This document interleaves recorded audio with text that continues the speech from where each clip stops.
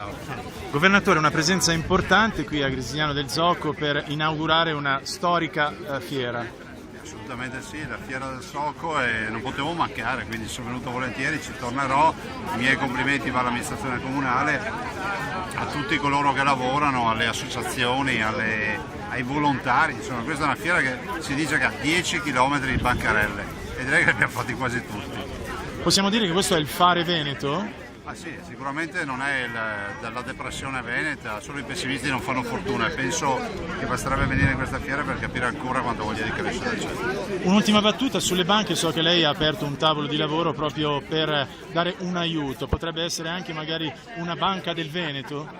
Ah, guardi, io penso che non dobbiamo perdere questo valore di avere un istituto di credito di riferimento, però è altrettanto vero che oggi noi stiamo costruendo partendo dalle ceneri, da quello che è accaduto, da tutte le perdite gravi che hanno avuto molte famiglie e molte imprese.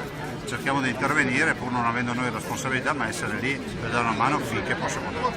Governatore, da genitore le chiedo, lunedì riaprono le scuole in Veneto e già si parla di disagi, di scioperi. Ci vuole l'autonomia. Ci vuole l'autonomia, la dimostrazione che questi signori di Roma aprono le scuole e mancano insegnanti per un mese. Allora, delle due l'una, o ci mandano gli insegnanti subito o torniamo indietro di 40 anni e le scuole avremo 8 ottobre.